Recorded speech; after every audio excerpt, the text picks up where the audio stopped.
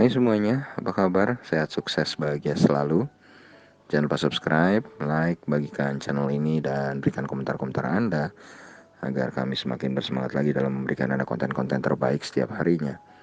Karena komentar dan like Anda adalah energi tersendiri bagi kami. Oh ya, jangan lupa juga aktifkan lonceng notifikasi agar Anda selalu mendapatkan update terbaru dari carakaya.id. Bagi Anda yang selama ini telah mendukung kami ucapkan terima kasih dan kami doakan Anda selalu diberikan kesehatan, rezeki, dan kebahagiaan yang melimpah. Mari kita mulai sebuah insight mengenai sebuah anak perusahaan dari BRI, ya ini Agro atau Bank Rakyat Indonesia Agro Niaga Tbk atau BRI Agro. Memang kami membahas untuk weekend ini adalah BRIS dan Agro, yang dikarenakan memang adanya euforia atau kenaikan saham agro yang luar biasa. Dan pembahasan kami ini adalah untuk sebagai masukan, sebagai tambahan, menambah kasanah pengetahuan kita tentang emiten yang melantai di pasar modal Indonesia, tanpa ada maksud untuk menggiring Anda untuk membeli ataupun menjual saham yang kami rekomendasikan. Dan langsung saja kita mulai. BRI Agro Niaga atau Bank BRI Agro dahulu bernama Bank Agro Niaga Tbk. Agro didirikan pada tanggal 27 September 1989 dan memulai kegiatan usaha komersialnya pada tahun 1990. Kantor pusat Bank BRI Agro berlokasi di Gedung BRI Agro, Jalan Warung Jati Barat nomor 139 atau dulu dikenal sebagai Jalan Mampang Perapatan Raya. Jadi Bank BRI Agro memiliki kantor pusat non-operasional, 18 kantor cabang dan 20 kantor cabang pembantu, jadi tidak terlampau besar. Dan Bank Agro diakuisisi oleh Bank BRI pada tahun 2011 dan kemudian di tahun 2012 nama Bank Agro atau Bank Agro Niaga Tbk diganti menjadi Bank Rakyat Indonesia Agro Niaga Tbk. Dan kalau kita lihat berdasarkan ruang lingkup dari kegiatan perusahaan, maka kegiatan agro adalah menjalankan kegiatan umum di bidang perbankan dengan fokus utama di sektor agribisnis. Bank BRI Agro memiliki izin sebagai bank umum pada tanggal 11 Desember 1989 dan izin sebagai bank devisa pada tanggal 8 Mei tahun 2006.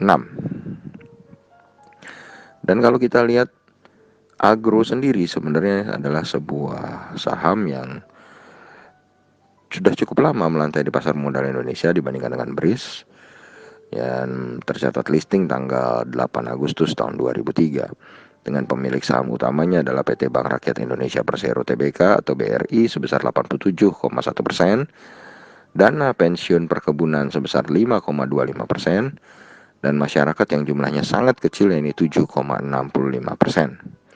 Komisaris utamanya adalah Bapak Budi Satria dan direktur utamanya adalah Ebenezer Girsang. Dan Board of Commissioner ini mulai efektif sejak 19 Februari 2020. Dan yang perlu kita lihat adalah dari EPS atau earning per share dari Agro, di mana dari sejak tahun 2017 ke 2018 ke 2019 sampai sekarang terus mengalami penurunan. Jadi Agro bukanlah sebuah perusahaan yang growing atau bertumbuh, melainkan sebuah perusahaan yang terus-menerus menurun. Dan kalau kita lihat EPS-nya di kuartal kedua dan kuartal ketiga 0. Ya.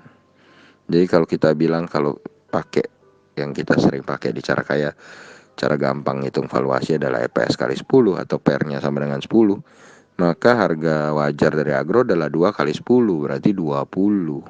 Sedangkan Agro saat ini harganya, kalau kita lihat hari ini tanggal 18 Desember, Agro ini berada di harga 1035 atau sahamnya naik 7,25% atau 70 poin daripada penutupan hari sebelumnya, dengan total transaksi yang juga luar biasa gila, 722,84 miliar. Dan price earning ratio dari Agro sendiri yang tadi kita lihat sudah Tidak wajar, nanti kita akan bahas. Market capitalnya adalah 22,09 triliun. Dan dengan EPS-nya yang begitu kecil tadi, dan book value Agro yang hanya 198, Agro menghasilkan valuasi yang luar biasa, lebih gila lagi dari BRIS. PER-nya atau price earning ratio-nya adalah 652 kali. Sedangkan PBV-nya atau price to book value ratio-nya adalah 5,24 kali. Agro sendiri memiliki sales 1,49 triliun dengan aset 27,94 triliun, dengan liability 23,72 triliun, ekuitas sebesar 4,22 triliun, dan net profit sebesar 25,4 miliar.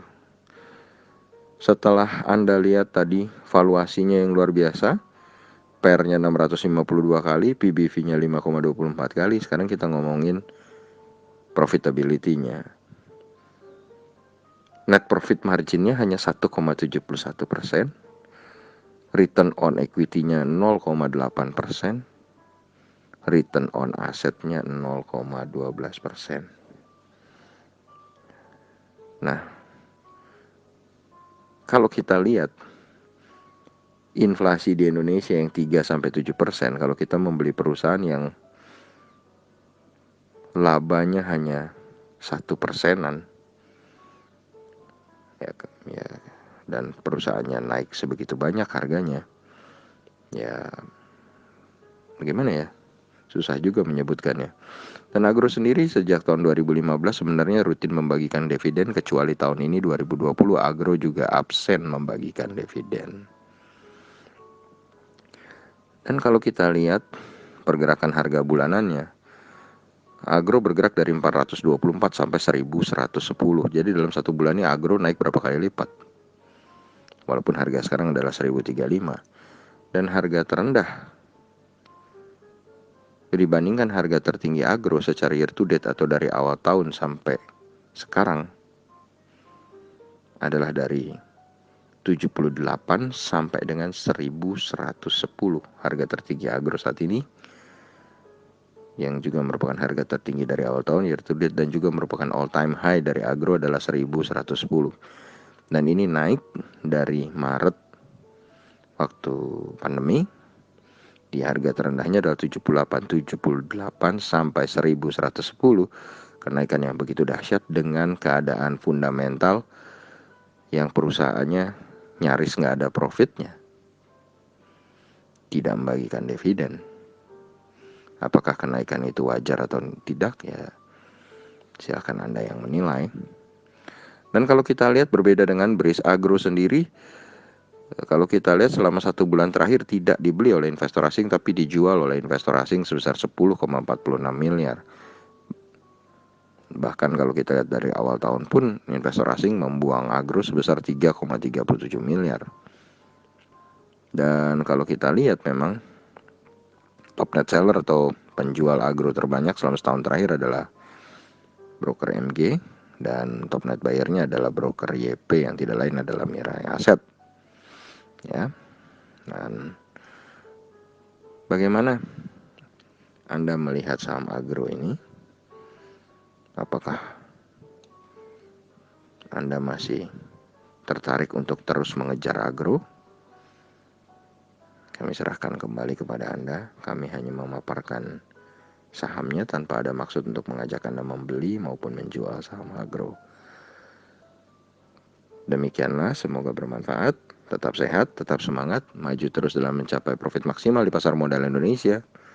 Dan jangan lupa untuk selalu berusaha berbahagia. Nantikan terus berbagai insight dan informasi menarik lainnya dari carakaya.id. Sampai jumpa.